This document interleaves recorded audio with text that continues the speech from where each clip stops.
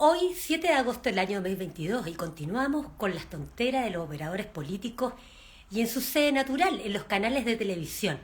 Canales de televisión que desinforman, que confunden, que hacen que la gente acepte cualquier cosa. En este caso, nos encontramos con operadores políticos, como siempre, en la televisión de derecha y de izquierda. Una operadora política vinculada esta persona a Renovación Nacional, por otro lado un operador político vinculado al Partido Socialista. Entonces un día domingo, agosto 2022, una vez más en la televisión tenemos la participación de operadores políticos que realmente no sirven al país. En esta ocasión se están refiriendo a un proyecto de ley que señalan ellos quieren hacer para eliminar las deudas de las personas para que no queden en los registros públicos. Y acá la gravedad de esto es que aparece ahí un operador político, en este caso del Partido Socialista, muy campante, hablando de que es importante eliminar las deudas de los registros, bla, bla, bla, bla, bla, bla. Pero lo cierto es que estos operadores políticos de derecha y de izquierda no se hacen cargo del problema de fondo, que es el endeudamiento real. Señor operador político, el endeudamiento real es el problema que tiene la gente. El endeudamiento real, no solo la circunstancia de que aparezcan en los registros, sino que algo de profundo que significa una estructura económica, un sistema económico en Chile que implica un endeudamiento crónico de las personas, un endeudamiento crónico para las personas. En consecuencia, ustedes ven una vez más en la televisión cómo Megavisión, en este caso, le da palco, le da espacio a un operador político vinculado al Partido Socialista, una operadora política vinculada a Renovación Nacional, al parecer, o sea, derecha, izquierda, siempre con la tontera de aparecer ofreciéndole a la gente migajas. En este caso, la migaja es eliminar las deudas en los registros, pero la clase política, los operadores políticos, como por ejemplo el propio Boric, nada hacen por cambiar el sistema económico para los efectos que no haya entonces un sistema crónico de endeudamiento, porque el problema de fondo es el endeudamiento de las personas, no solo que las deudas estén registradas. No hacen nada al respecto. Ahí ustedes tienen a Boric, que en el fondo no trabaja, que actúa como un operador político simplemente, pero que no es un trabajador, que no produce nada, que no produce dinero, y que por lo tanto lo que hace es simplemente hacerle perder el tiempo a todo el pueblo, porque incluso, hablemos de deudas pues, hablemos de deudas. ¿Se acuerdan ustedes? Una de las promesas de Boric fue que iba a condonar, es decir, extinguir, es decir, perdonar la deuda educativa de los estudiantes de la educación superior. Les recuerdo esto. Recordemos esto. Ahí está en el Hilton, porque está haciendo sus actividades politiqueras, porque realmente aquí el desgobierno no hace nada en favor del pueblo de Chile. Esa es la realidad a mí, dura, pura y dura. Boric prometió, él surgió, lo colocó la concertación, Bachelet, la nueva mayoría, lo colocaron en la Universidad de Chile como operador político, los del MAPU lo colocaron ahí para que él hablara en favor de los estudiantes y que los estudiantes universitarios se sintieran representados por Boric y que él supuestamente iba a llevar a una educación gratuita y de calidad. Lo mismo Vallejo del Partido Comunista, Carol Cariola, Giorgio Jackson de la Federación de Estudiantes de la Católica. Se supone que estos jóvenes, un grupo cabros cuicos, burgueses de clases sociales acomodadas, enriquecidas groseramente con sus familias que provienen de la concertación, tipo MAPU, que han ganado una cantidad de plata que no les explico, que no son representativos de ninguna generación, porque la generación de ellos trabaja, Boric. Tu generación es una generación que está endeudada, que ni siquiera tienen posibilidad de una casa propia. Boric vive en una casa, según la prensa, que tiene 9 baños. O sea, imagínense ustedes el gastadero de dinero, el gastadero de agua, si tú tienes un baño, 9 baños en una casa. Capten. Entonces, ¿qué ocurre? La realidad social pura y dura es que los chilenos y las chilenas están endeudados, endeudadas.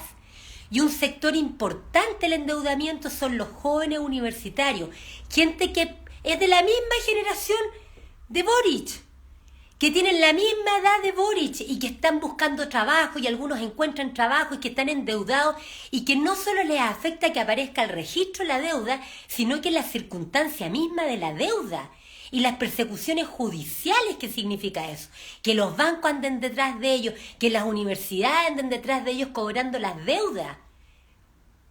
Y por lo tanto, Boric prometió que iba a condonar, que iba a terminar con la deuda del CAE y la deuda educativa. Esa fue la promesa.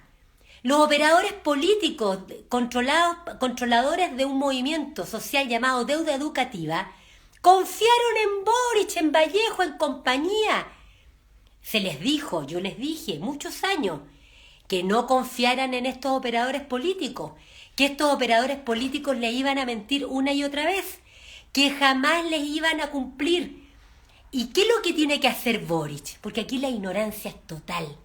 Hemos llegado a un nivel donde la gente, en una especie de síndrome de Estocolmo, justifica toda la corrupción de Boric y compañía de Prodignidad. Y tratan de bajarle el perfil a esta situación.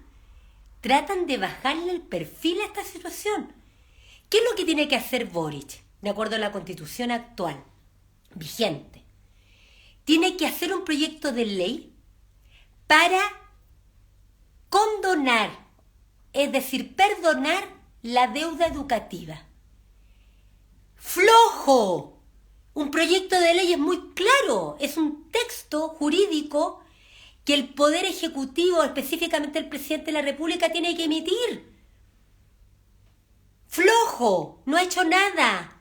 Y ese proyecto de ley, condónese la deuda educativa, entendiendo por deuda educativa las deudas CAE, Crédito con Aval del Estado, las deudas Corfo, el fondo solidario que tienen que pagar, los créditos que tienen que pagar los estudiantes universitarios de las universidades estatales, y hasta se tiene que pagar la universidad estatal. O sea, vivimos en un país donde la gente comete torpeza permanentemente, no se da cuenta que pagamos impuestos y más encima la educación pública estatal superior cobran por eso, cuando en realidad nosotros lo financiamos con los impuestos. ¿Dónde va a parar esa plata? Boric no va a trabajar. Boric debería trabajar, pero no va a trabajar si los operadores políticos no trabajan. Entiendan eso. Los operadores políticos, las operadoras políticas no son trabajadores, no son trabajadoras, no trabajan. ¿Entienden eso? Yo creo que es momento que empiecen a darse cuenta de eso, porque es fatal esto. Entonces, Boric flojo, no hace el proyecto de ley, que es su trabajo, porque el presidente de la República en Chile es un colegislador, y de acuerdo a la Constitución actual es un colegislador, y todos los proyectos de ley que suponen perdonar dinero, tienen que tener iniciativa exclusiva del presidente de la República, o sea, es su deber.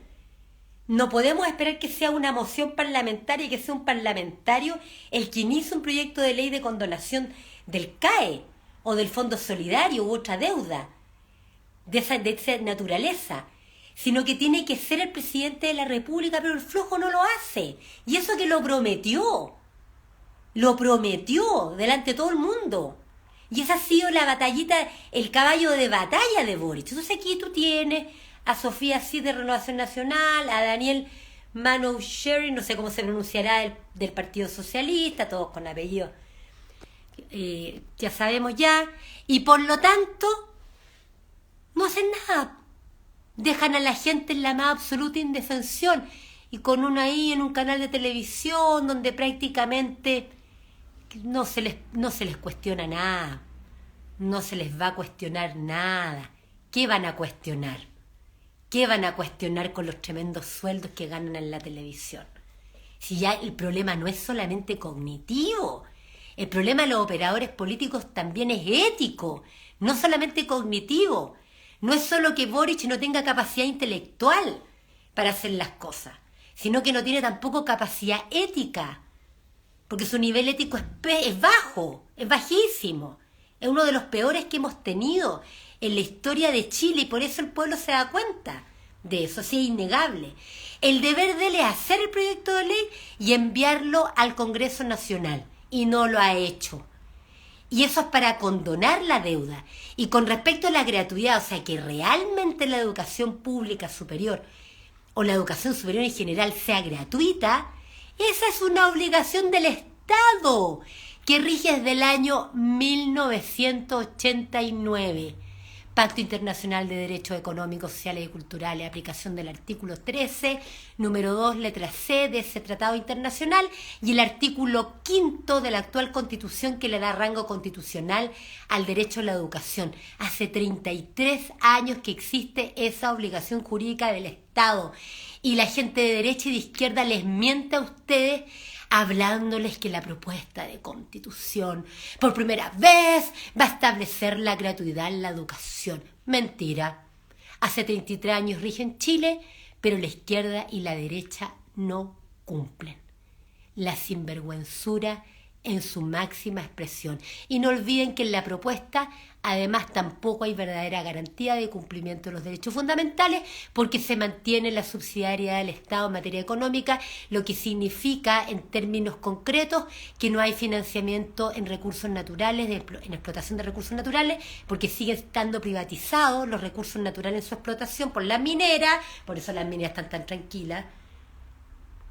A las mineras no les importa la propuesta de constitución, están tranquilas. No les importa las forestales tampoco, porque el Estado va a seguir siendo subsidiario en materia económica, aunque te mientan en la propuesta de constitución y en sus primeras disposiciones, el artículo 1, la propuesta habla de un Estado social y democrático de derechos. Mienten. Hemos llegado a este nivel. Toma conciencia y los invito a todos a mi canal de YouTube para que ya acá en Instagram y IGTV, para que escuchen los videos y compartan, porque no podemos dejar que sigan engañando a la gente, especialmente a las personas más jóvenes. Las personas más jóvenes que son las más manipuladas por estos operadores políticos nefastos que no representan ninguna generación, porque son ellos los privilegiados, son los operadores políticos los realmente privilegiados de derecha, centro, izquierda en nuestro país. Y todo lo demás es tontera para efectos de dividir a la gente. Piensen con inteligencia, usen su emoción, somos seres humanos integrales, no permitan que la clase política, con su violencia, la derecha y la izquierda dividan a la gente, dividan a las familias. Piensen con racionalidad y actúen siempre con respeto y con respeto a la dignidad y a la igualdad esencial que tenemos todas las personas. Algunas sabrán más, a otras sabrán menos, otras tendrán conductas distintas, pero acá hay que tener mucho cuidado porque lo que están haciendo es dividir, polarizar al país, polarizar, dividir a las familias, generar conflictos que son simplemente inaceptables. Y por eso a votar rechazo para que no prospere una propuesta de constitución que va a producir más conflictos en el país.